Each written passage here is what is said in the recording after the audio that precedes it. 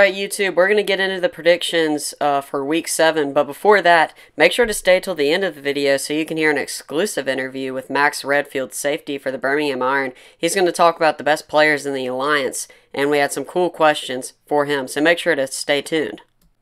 We'll start it off with Orlando and Atlanta. Orlando, they're coming off the loss against Arizona, of course, you'll probably all know about that. Garrett Gilbert's probably not going to turn the ball over as much as he did against Atlanta. Arizona's a lot better of a team than Atlanta is. Look for them to feature D'Ernest Johnson, Devion Smith. He could possibly break out. Jalen Marshall at wide receiver, as always. He had a touchdown against Arizona. On defense, they could possibly have a field day against Atlanta. I mean, Reggie Northrup is a guy who stepped up against Arizona. Y'all are going to want to look out for him, along with Keith Reeser, who everybody's been talking about. Atlanta cannot have as many turnovers as they did last week. Aaron Murray can't have 3 interceptions. I mean, it's plain and simple. When you turn the ball over that much, you can't win. You can't afford to get behind early. This offense isn't made to get behind early. We saw that. They weren't able to run the ball at all because they had to pass so much. And when they passed more, they turned it over more. On defense, you got JT Jones. He's been pretty good. He's a good edge threat. He got a sack last week, so watch out for him. The final score for this game is 29-12. Orlando on top.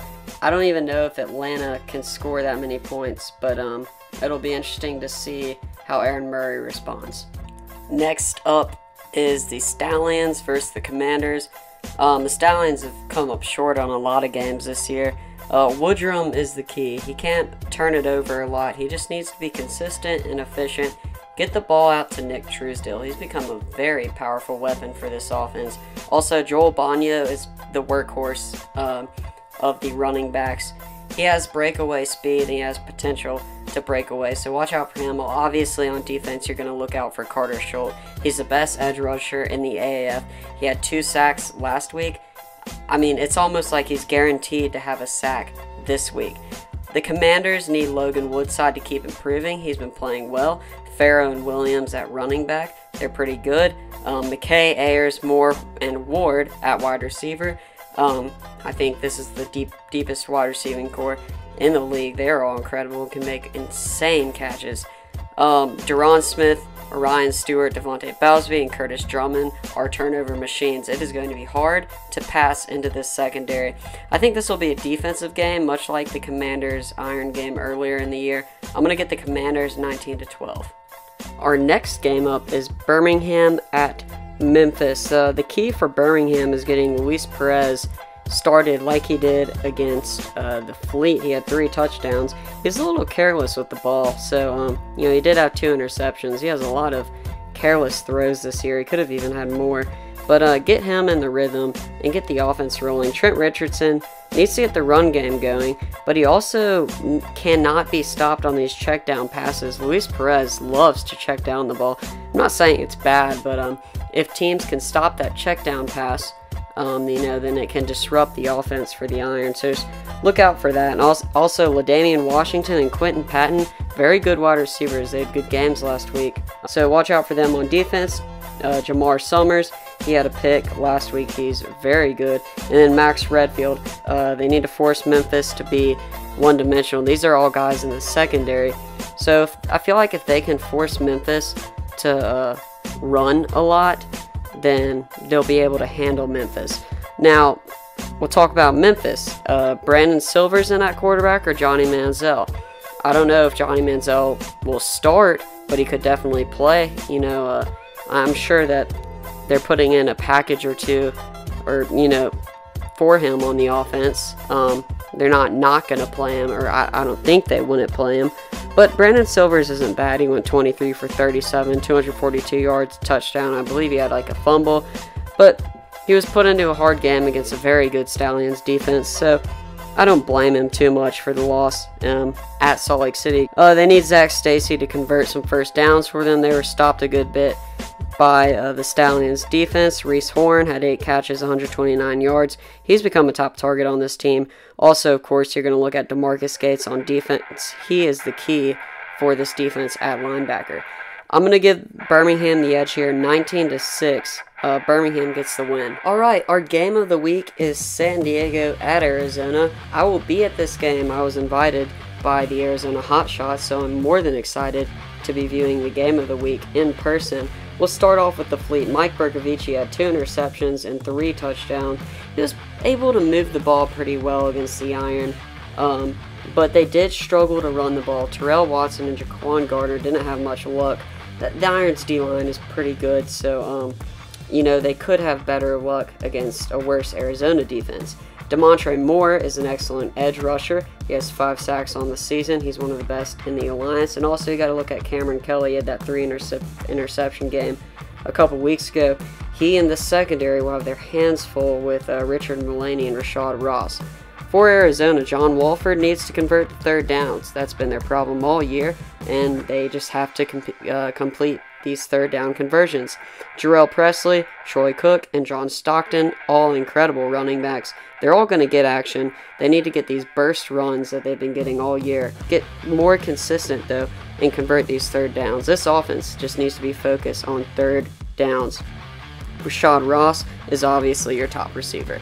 He has had big plays all year and finds ways to score in almost every game. He didn't score against Orlando, but he has in most games. Steven Johnson makes a huge difference on this defense, him coming in. He is definitely a guy to look for. Now, because Arizona invited me over to the game, I want to pick them 28-20 to beat the Fleet in the game of the week. Okay, YouTube, it's the moment you have been waiting for, especially you Iron fans out there. We are going to interview Max Redfield. Max, what is up? How are you doing? Please say what position you play and what team you're on. Alright, my name is Max Redfield. I play strong safety for the Birmingham Iron. Alright, how would you compare the talent level and speed of AAF to college football? I would say you can definitely see the speed change of the game. I think there's more consistently elite athletes who have either competed at the NFL level or have the potential to. So I'd say, just across the board, it's more consistent elite athletes, and obviously the size is there and all the intangibles. But it's also, I feel like the energy of the league and the teams in the league is an energy of just like a hunger and everyone's trying to obviously prove what they can do and then strive to get to the NFL. All right, who is the hardest player you've ever had to tackle? Hardest player I've ever had to tackle? Wow. I think I have to go with Leonard Fournette. We played them in a bowl game my sophomore year. We ended up beating him, and I had 15 tackles, and he got the best of me, I think, once. And yeah, man, he's a good player and definitely tough to tackle. Yeah, Leonard Fournette is a beast. Yeah. Who's the best player in the AAF, or who has stuck out to you on another team? Another team. Okay. I'm gonna have to say my man Jeff Luck. He's a linebacker on the Atlanta Legends, number 50. He's a real talented dude, and he's he's an animal. He can move real well at how big he is, and it's just impressive, man. Do the players like the starter uniforms, and do they like how it's an original kind of like 80s brand but making a comeback in football? Yeah, I think everybody has their brands that they like, their preferred brand, and a lot of those include Nike, Under Armour, all this stuff. But we enjoy the starter jerseys. At least the Birmingham Iron do. We like the all black jerseys, and the black and silver kind of looks like the Raiders. Are kind of like that concept. But we think it's pretty cool how it's original and just a little bit different. It's just has just a different twist on whatever jerseys you've seen before. It's new and just pretty unique. Would you say the Iron has a rivalry with a particular team?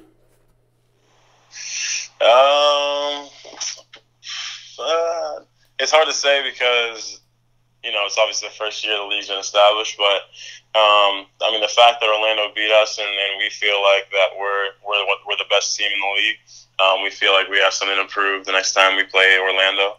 But because, it's a 10-game season and every game is so important, you obviously can't look forward and overlook any other team. So we just try to focus, week to week to get as prepared as we can to make sure we beat the team ahead of us.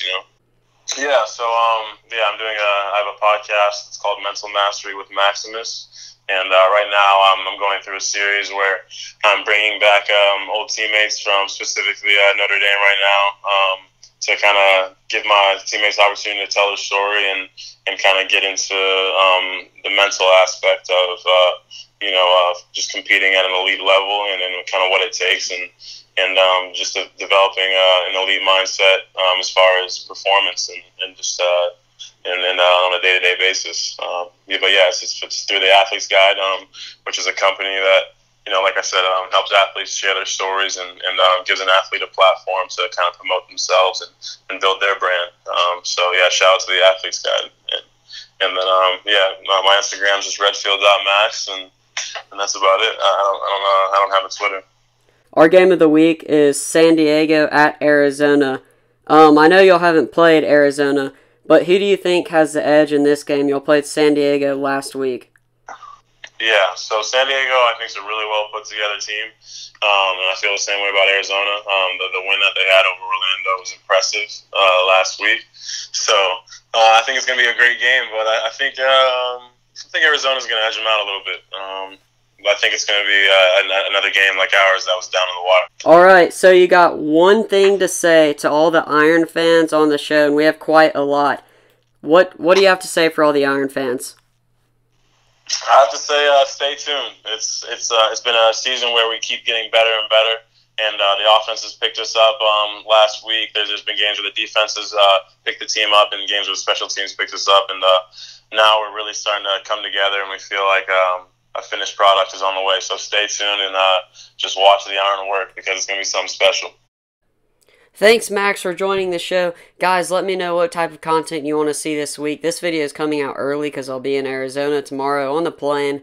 Thanks for watching the Alliance of American Football Zone.